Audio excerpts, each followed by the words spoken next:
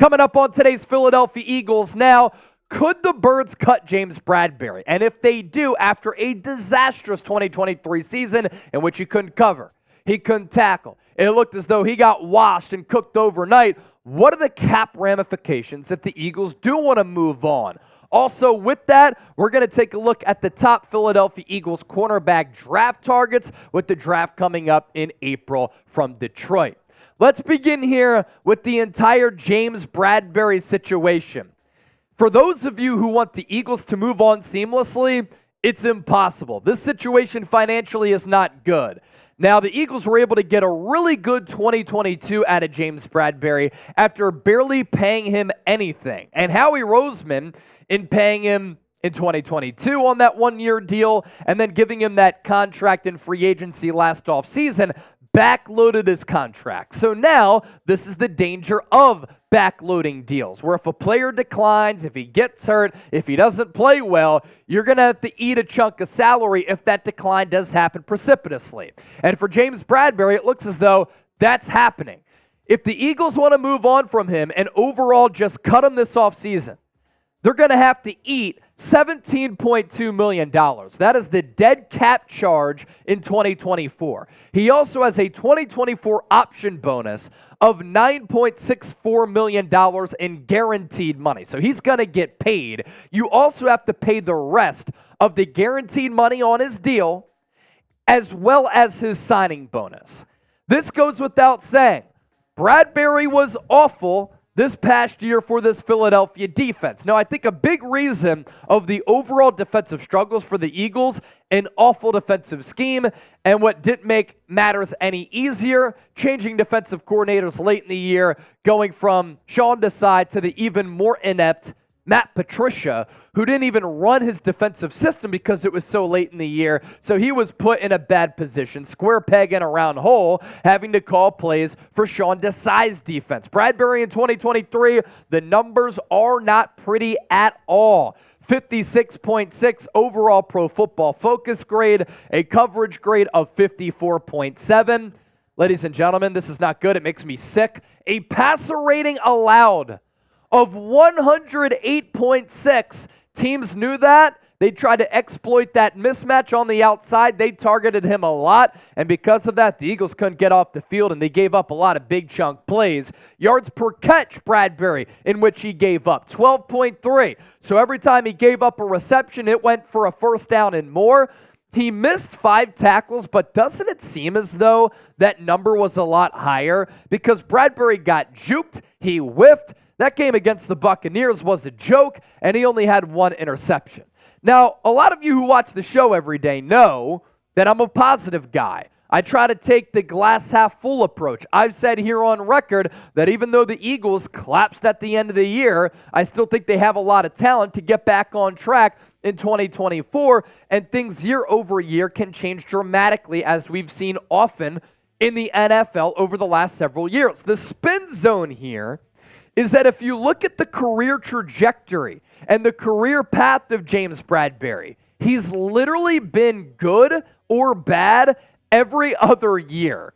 So you look at his coverage grades here going back to 2016 in Carolina, 70.2 to 58.1, up to 64.9 to 65.4, back up to 79.9, down to 65 even, up to 80, down to 54.7.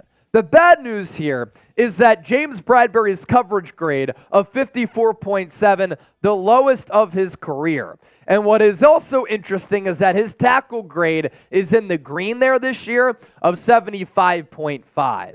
Then you look at some of the other numbers here. It's such a Jekyll and Hyde career for Bradberry, where maybe he just gets worn down of playing good football year over year. He has always been durable, but if you want to take the positive spin here, after an awful 2023, probably the worst of his career, or at least up there, because that one Giants year was pretty bad in 2021, which is why they moved off of him. Maybe in 2024, he'll be able to get back on track. Now, of course, that is wishful thinking, because Bradberry was bad at everything.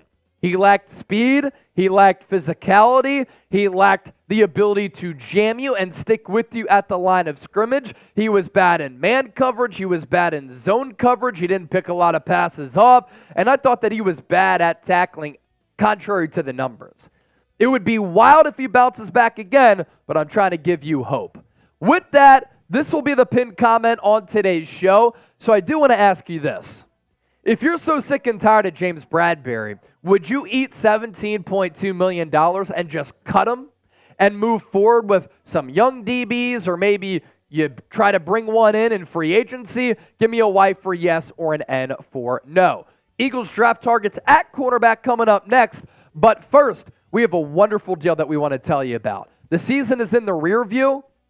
Winter is starting to dissipate, which only means spring and summer are coming around. And it's never too late, it's never too warm, it's never too cold to get geared up with some Eagles swag.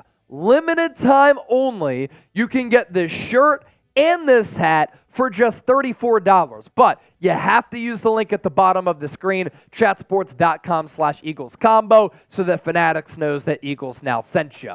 Next up here on the show, some cornerbacks that the Eagles could select in the 2024 NFL Draft. The good news here for Philadelphia is that this is a pretty deep corner draft class, in particular at slot and nickel corner, which the Eagles could really use this offseason. And if they wanted to move on from Avonte Maddox, that actually saves them about $7 million if it's a post-June 1 cut. Now, of course, to really lay the facts and the foundation here, I think the Eagles, in addition to having a good roster, are also equipped with some really solid draft capital. They have 3 picks inside the top 53. You can use this at your disposal to try to move up in the draft. You can use this to select some impact players who can help you right from the jump. Eagles will select in the first round at 22nd overall, and then in the second round at 50 and 53. And then from there, third round compensatory pick is very valuable. You have 4 fifth-round picks, and you can get some really good players there as far as depth pieces go. Round 6 from Atlanta, that's 9 total picks for Philadelphia. As for some Eagles cornerback draft targets, they did meet with Quinyon Mitchell, cornerback out of Toledo, at the Senior Bowl this week in Mobile, Alabama. A lot of draft analysts really like him. Good range, good physicality, very good instincts. He finished second in the country with 19 pass breakups both in 2022 and in 2023. I like his versatility because if you draft him in the first round, I doubt he lasts up until the second round. He could play inside from the get-go. And then if at some point you do move on from James Bradberry and or Darius Slay, he can move to the outside. Also like his speed to play the outside. He's expected to run a good 40-yard dash in the pre-draft process. Next up, a player who we talked about last week, that is Kool-Aid McKinstry, cornerback out of Alabama. I saw a lot of you in the comment section saying, wait, is his real name Kool-Aid? It's actually not, although that would be awesome. His real birth-given name was JaQuincy. 28 games at Alabama throughout his career, playing against some really stiff competition in the SEC. And in his entire career, Kool-Aid gave up 3 touchdowns, only 72 catches for 800 yards. Each season under Nick Saban, when he was targeted, he gave up a quarterback rating of under 80. This is another player who has track speed, who has really good instincts. I like his length as a guy who can develop into a pure outside corner. Chris Abrams-Draine, next up, cornerback out of Missouri. What I like from corners sometimes is their ball skills. And I like corners who may have started their college careers or at least at high school played wide receiver. Why is that? They know how to high point the football. They know how to attack the football. They can adjust mid-air to the football. Those are important traits to me at the cornerback spot. So for Chris Abrams-Draine, he started off as a wide receiver at Mizzou, and then he switched to corner. In 2023, 51 tackles, 2 interceptions, 13 pass breakups, again, playing in the SEC. He's had steady production, and I think his wide receiving skills could really help his ball skills to make plays on the football at the next level. And then there's Mike Sainristil, Sainristil, out of Michigan, who I had an opportunity to catch up with at the College Football National Championship in Houston as I was there a few weeks ago.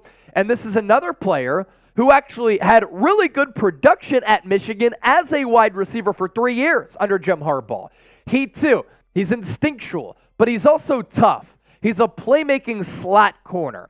And I don't think that he can play on the outside all that much because he is a little bit smaller at 5'10", 180. So he kind of lacks that ideal size to be able to stick with wide receivers who are 6'4", 6'5". But this is a big game playmaker at the cornerback position who always seemed to be in the right place at the right time. He's also a guy who can make adjustments on the football. He had an interception on Michael Penix Jr. in the national championship, nearly took it to the crib for a pick six that went almost the length of the field, making big play after big play throughout his Michigan career. I would really like him maybe as a day 2 second-round pick for Philadelphia in the 50s. What's interesting here, and I like to throw this out there because at some point you have to imagine the streak is going to end.